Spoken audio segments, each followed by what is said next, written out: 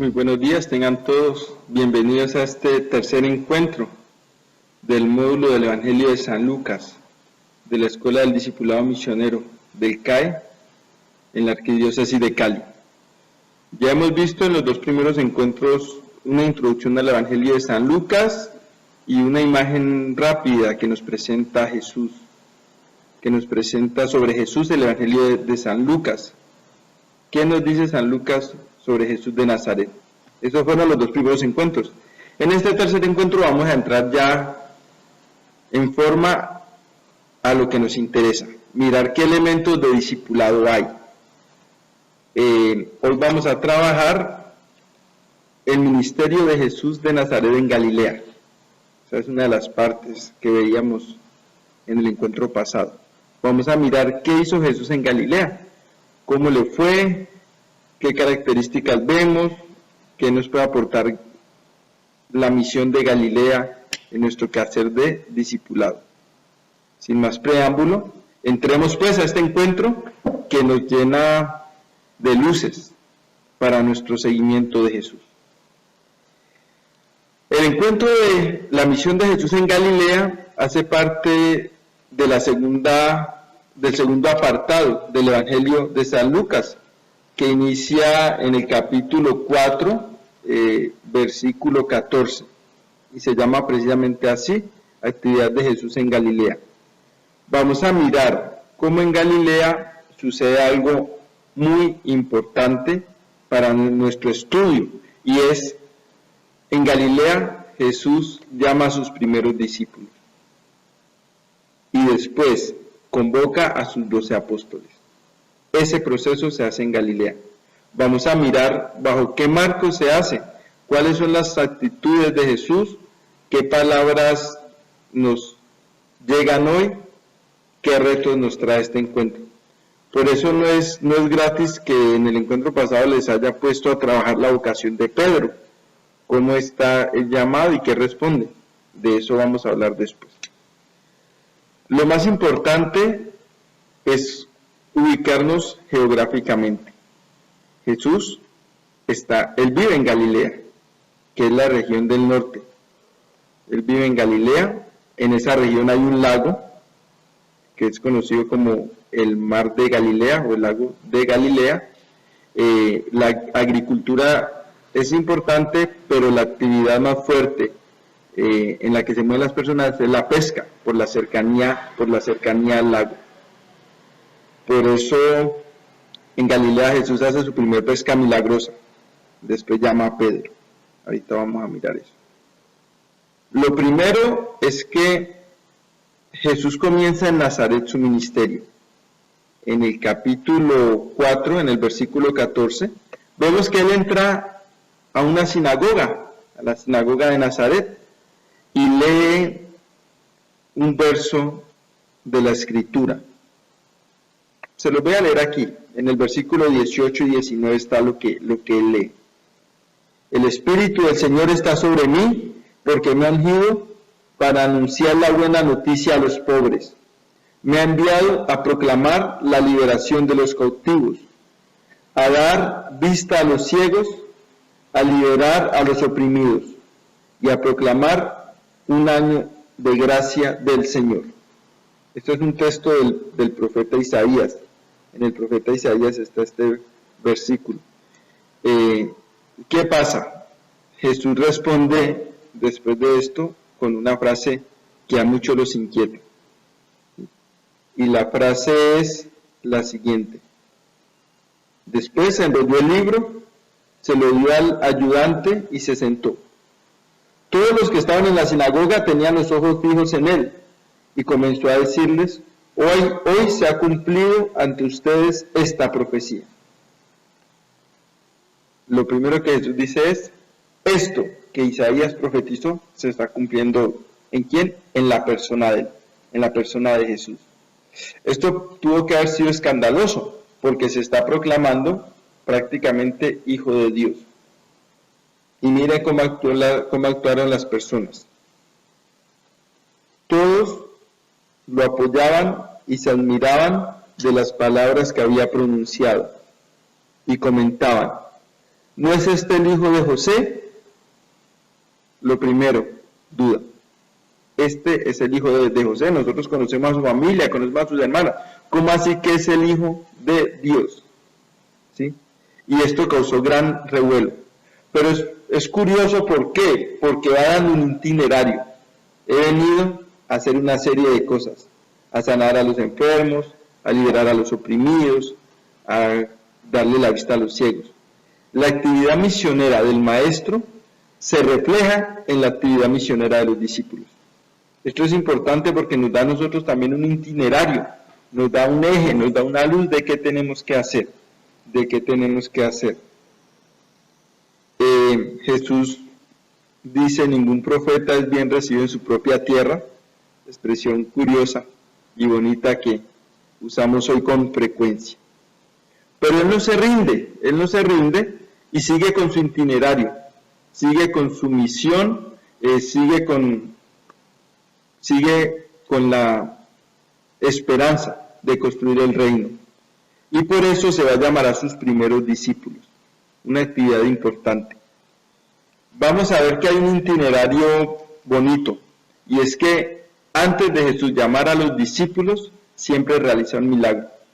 Hay una distinción en Lucas que no tiene ni Mateo ni Marcos, y es que a los discípulos que Jesús llama en este momento, ellos lo dejan todo, lo dejan todo. El segundo elemento que vemos. El primero es que el itinerario del discípulo es el mismo del maestro. Y el segundo es que cuando Jesús llama, ellos lo dejan todo. Llama a dos personas, llama a varias personas, ¿sí? Llama a varias personas, pero están en dos grupos. ¿Por qué lo dejan todo y lo siguen? Porque ven el poder de Jesús. Claro, primero ven el milagro, ven que Jesús es un profeta grande y después lo dejan todo, siguiéndolo. Pero a Jesús lo precede el poder de los milagros. Entonces este es el esquema, hace el milagro y luego llama a los discípulos. Por esa razón, los primeros discípulos están en el capítulo 5. En el capítulo 5 llama a Pedro y luego a Santiago y a Juan, que están pescando. Pero antes de esto, en el capítulo 4, versículo 38, Jesús sana a la suegra de Pedro y a otros enfermos. Pedro puede constatar cómo Jesús tiene poder para sanar. Sana a su suegra, que inmediatamente se pone a atenderlo, y además sanó a otros enfermos. Después de que Jesús sana a la suegra, hay una profesión de fe bien bonita. En el capítulo 4, versículo 41, de muchos salían también demonios gritando, tú eres el Hijo de Dios. Esta experiencia es curiosa porque primero se quiere revelar a los que lo conocen y ellos lo rechazan, pero los demonios no lo rechazan. Los demonios saben quién es realmente. Sana a la suegra de Pedro, sana a otros enfermos, expulsa a otros demonios. Al final del capítulo 4. Iniciando el capítulo 5, llama a Pedro, después también de realizar otro milagro, y es el de la pesca. Pedro dice en el capítulo 5, versículo 5, Maestro, estuvimos toda la noche intentando pescar sin conseguir nada, pero solo porque tú lo dices, echaré las redes. Una profesión de fe también es creer en lo que Jesús dice, Y es muy bonito porque ahorita vamos a ver más adelante una experiencia que habla Jesús, dice, al ver la fe de la gente, sanó a un enfermo. Vamos a verlo ahorita. Jesús hace el milagro de curar a la suegra de Pedro, de curar varios enfermos, de expulsar varios demonios. En el capítulo 4 a finales. En el capítulo 5, Jesús hace el milagro de la pesca, hace que Pedro pueda pescar. Después, Jesús llama a Pedro y le dice que lo siga. y le dice que lo siga. Es una experiencia bonita en la que Pedro se reconoce como indigno cuando dice: apártate de mí, Señor, que soy un pecador. ¿Sí? Pues tanto Pedro como los que estaban con él que quedaron asombrados por la cantidad de peces que habían pescado. ¿Sí? E igualmente Santiago y Juan, los hijos del Zebedeo, eran compañeros de Simón. Entonces Jesús dijo a Simón: no temas, desde ahora serás pescador de hombres. Y después de arrimar las barcas a tierra, dejaron todo y lo siguieron. Es la experiencia de llamado, encontrada en el versículo 11 del capítulo 5. ¿Qué pasa? Por el poder de Jesús, el testimonio que le dan sus obras, ellos lo siguen. Ellos lo siguen. La experiencia es bonita. Jesús llama a sus primeros discípulos, entonces, que son Pedro, acá los nombran, Juan y Santiago. ¿Sí?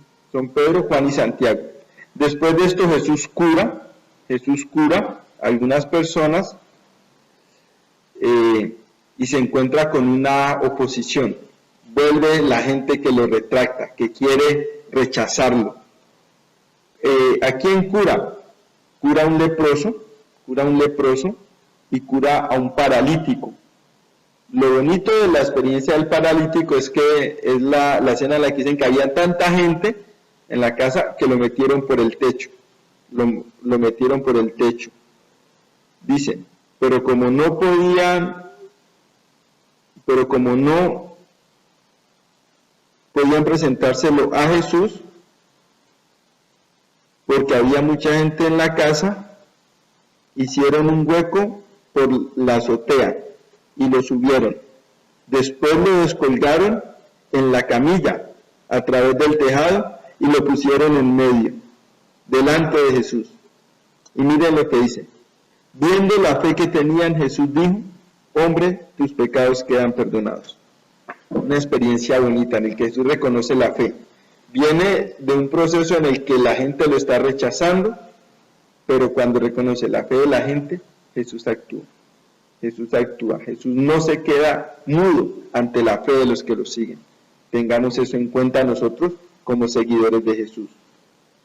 Esta frase, tus pecados quedan perdonados, es la que da pie para la discusión, ¿sí? Para que se opongan, porque ahí habían varios maestros de la ley, y en esa época se pensaba, el único que puede perdonar pecados es Dios.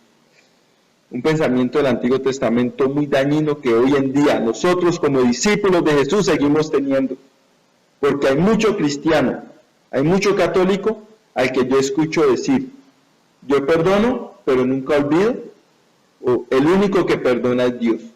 No. Un cristiano no puede tener esa mentalidad. Nosotros podemos perdonar, porque somos imagen de Dios. Esa experiencia de perdonar los pecados genera gran controversia entre los maestros de la ley que hay ahí, y empiezan a criticar a Jesús, pero él, como siempre, le sale al pie y les dice: ¿qué es lo que están pensando? ¿Qué es más fácil decir? ¿Tus pecados quedan perdonados? O decir: levántate y camina. Pues ahora sabrán que el Hijo del Hombre tiene en la tierra poder para perdonar los pecados.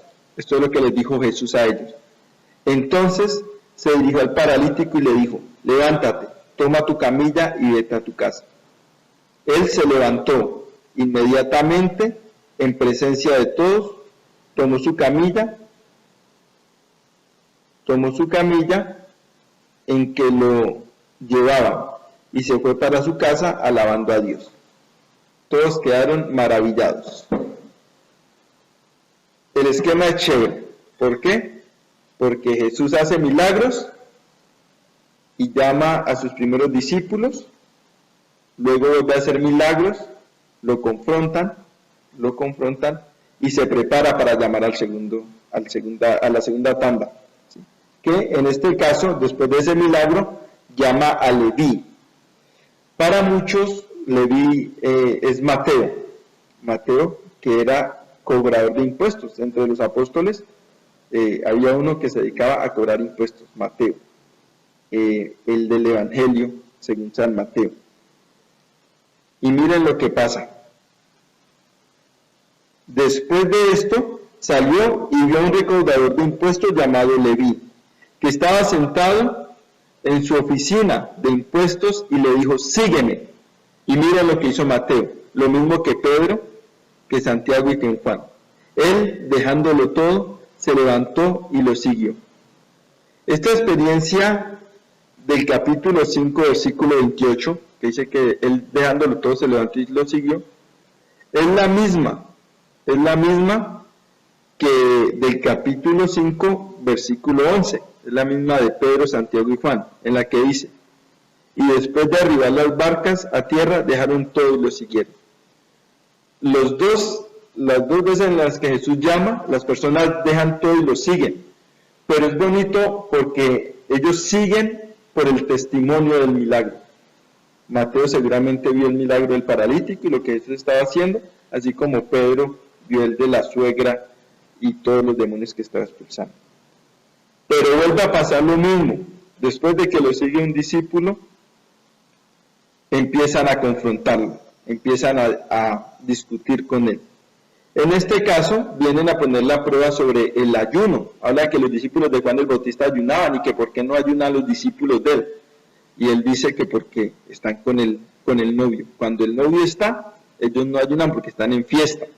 Después llegará el momento para que ellos ayunen cuando el novio no esté. Y claramente el ayuno es un rito penitencial. Ellos están con Jesús, no tienen por qué hacer penitencia. Y en el capítulo 6 hay toda una discusión sobre el sábado.